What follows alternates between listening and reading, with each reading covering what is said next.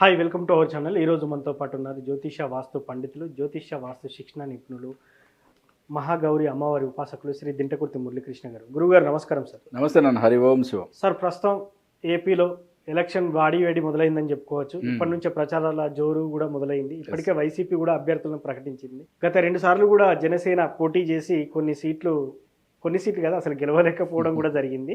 So ఇప్పుడు పవన్ కళ్యాణ్ జ్యోతిష శాస్త్రం ప్రకారం పవన్ కళ్యాణ్ జాతకం ఎలా ఉందంటారు? తాకట్టులో ఉన్న బంగారాన్ని విడిపించి ఆ రోజు ఆన్లైన్ రేటుకే మేము కొంటాం. Sharma gold company. ఇప్పుడు పవన్ కళ్యాణ్ గారిది ఉత్తరాషాఢ, ఓకే, 3వ పాదం వచ్చింది. ఇది జాతకం చక్రంలో ఉన్న బలాబలాలు ఒకసారి విశ్లేషణ చేసుకుందాం. కుజుడు ఉచ్చ స్థానంలో ఉన్నాడు, అంటే మకర రాశిలో ఉచ్చంలో ఉన్నాడు అన్నమాట. అంటే కుజుడు అంటే ఎవరు? సేనాధిపతి, వారియర్. రవి స్వక్షేత్రంలో ఉన్నాడు. రవి అంటే ఎవరు? రాజు. ఓకే. రవి బుధుల కలయిక బుధాదిత్య యోగం, చంద్రుడు కుజుడు కలయిక చంద్రమంగళ యోగం. ఓకే, ఇవి కూడా చాలా అద్భుతంగా యోగించినాయి. మరి అసలు ఇప్పుడు మనం జనరల్గా మనం రాజరికం అప్పుడు జ్యోతిష్య శాస్త్రంలో ఏ ఏ గ్రహాల బలం ఉంటే వాళ్ళు రాజ్యస్థాపన చేస్తారనేది మనం ఇంతకుముందు కూడా ఒకసారి చెప్పుకున్నాం. ఓకే, రవి బుధుడు గురు శుక్రులు బాగా బలంగా ఉన్నారు లేదని బాగా ఇంపార్టెంట్గా చూసేవాళ్ళం. బట్ ఇప్పుడున్న ఈ యొక్క విపరీత రాజకీయాలు కదా ఇవి. ఓకే, ఇప్పుడు ఇంపార్టెంట్గా రాహువు శని బాగా బలంగా ఉన్నారా లేదని చాలా ఇంపార్టెంట్. ఎందుకంటే ఇవాళ గెలిచి, ఓకే, ఆ క్యాండిడేట్లు ఉండరా పార్టీలో, ఇట్లా రకరకాల ఎత్తుగాళ్ళు ఉంటాయి. ఓకే, ఒకళ్ళని మోసం చేసి ఇంకొకళ్ళని ఇంకో పార్టీలో తీసుకునే ఉంటాయి. అది రాజకీయం అలా అయిపోయింది, దాన్ని మనం ఏం చేయలేం. బట్ ఈ పోకడలు మారిన ప్రకారం మనం జ్యోతిష్ శాస్త్రంలో ఏ గ్రహాల బలం ఎక్కువగా ఉందనేది ఉంటే ఈ ప్రస్తుత పరిస్థితుల్లో వాళ్ళు నెగ్గుకు రాగలదని చూద్దాం ఒకసారి. అంటే రాహువు శని చాలా బలంగా ఉండాలి. ఇక్కడ ఈయన జన్మజాతకం ఫస్ట్ చూద్దాం. జన్మజాతకంలో రాహువు శని 5వ ఆస్పెక్ట్లో ఆల్రెడీ ఆయనకి 5వ ఆస్పెక్ట్ కలిసి ఉన్నారు. అంటే ఏంటంటే ఈయననే పుట్టుకతోనే ప్రస్తుత రాజకీయాలకు ఉపయోగపడే వ్యక్తి అంటాం. ఓకే, అంటే పుట్టుకతో మీన్స్ 30 years. అంటే ఏ వ్యక్తికైనా 30 years తర్వాత ఇటువంటి యోగకారాలని కూడా మంచిగా పర్ఫెక్ట్గా జరుగుతాయి అని చెప్పచ్చు. అంటే హీఈజ్ బోర్న్ పొలిటికల్ లీడర్, దాంట్లో ఎటువంటి డౌట్ లేదు. ఓకే, ఇప్పుడు మరి గోచార బలం ఎలా ఉంది? ఓకే, అది కూడా చూద్దాం.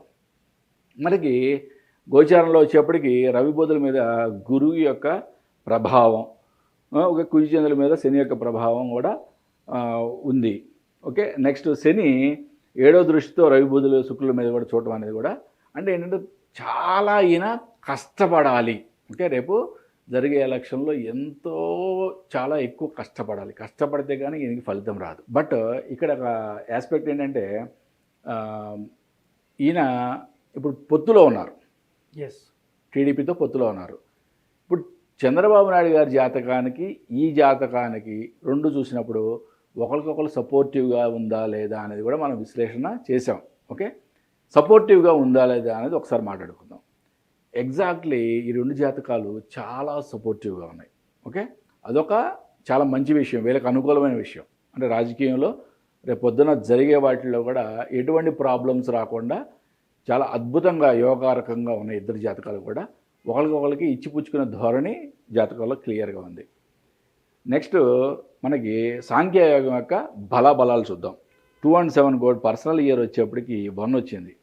మనకి చంద్రబాబు నాయుడు గారికి, వైఎస్ జగన్ గారికి పర్సనల్ ఇయర్ నెంబర్ 5 వచ్చింది, ఈయనకి పర్సనల్ ఇయర్ నెంబర్ 1 వచ్చింది. అని న్యూమరాలజీ ప్రకారం, సాంఖ్యయోగం ప్రకారం పవన్ కళ్యాణ్ గారికి కొంచెం బలం ఎక్కువ ఉంది. న్యూమరాలజీ ప్రకారం పర్సనల్ మంత్ మార్చి వచ్చి 4, ఏప్రిల్ 5, మే 6. అంటే ఏప్రిల్లో ఎలక్షన్లు జరిగే ఛాన్సెస్ చాలా ఎక్కువ ఉన్నాయి. అంటే 5 నెంబర్ రావడం అనేది కూడా ఈయనకి యోగకారకంగా అని చెప్పాలి. నెక్స్ట్ లోషో గ్రిడ్లో ఎటువంటి బలం ఏర్పడలేదు. మనము చాలా క్లియర్గా చెప్పాం. ఈ మాస్టర్ కీ 5 నెంబర్ అనే మాస్టర్ కీ లేకపోతే, మాస్టర్ నెంబర్ లేకపోతే కలుపుకోలుతనం, అంటే నాయకులందరినీ కలుపుకోలుతనం, అంటే ఎక్స్ప్రెస్ చేసి లాక్కునే తనం ఉండదు.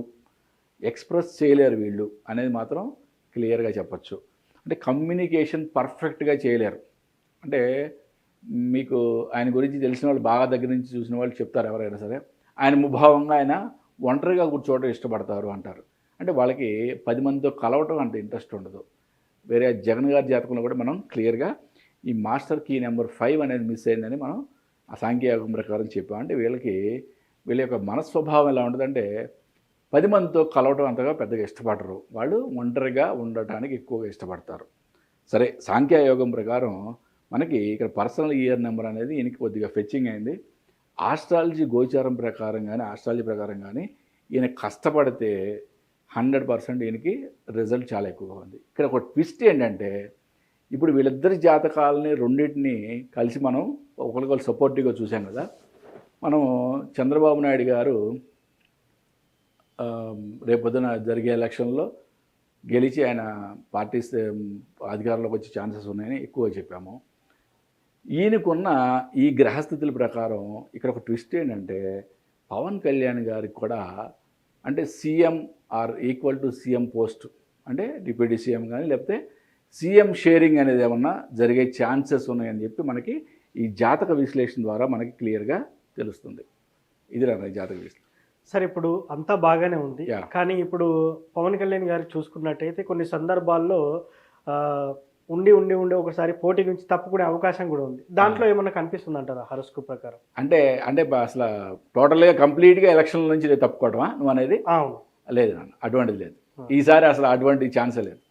సో ఆయన వ్యక్తిగత జాతకరీత్యా లాస్ట్ టైం ఆయన 2 చోట్ల పోటీ చేసి ఓడిపోయారు. మరి ఇప్పుడు ఏమైనా గెలిచే ఛాన్స్ ఉందా? 100% ఈసారి గెలుస్తారు. 100% ఎక్కడి నుంచి పోటీ చేసినా గెలుస్తారు.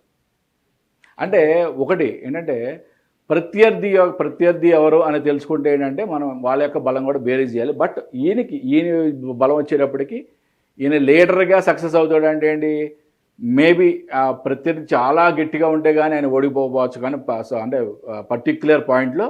బట్ ఈయన ఈ ఎలక్షన్లో గెలిచే స్థాయి చాలా క్లియర్గా ఉంది. So thank you sir. నిజంగా పవన్ కళ్యాణ్ జాతకం ఎలా ఉంది, ఈసారి ఆయన రాజకీయ భవిష్యత్తు ఎలా ఉండబోతుంది, సినిమా భవిష్యత్తు కాకుండా రాజకీయ భవిష్యత్తు మీద ఇప్పుడు ఎక్కువ ఫోకస్ పెట్టినట్టు వైనం కనిపిస్తూ ఉంది. సో పూర్తిగా విశ్లేషించినందుకు థ్యాంక్ యూ సార్. నమస్తే నాన్న. హరి ఓం శివ. చూశారు కదా, పవన్ కళ్యాణ్ జాతకం ప్రకారం ఏపీలో రాజకీయ భవిష్యత్తు ఎలా ఉండబోతుంది అనేది మురళీకృష్ణ గారు వివరించారు. ఇది వాటి కార్యక్రమం. మరో కార్యక్రమంలో మళ్ళీ కలుద్దాం. Thank you.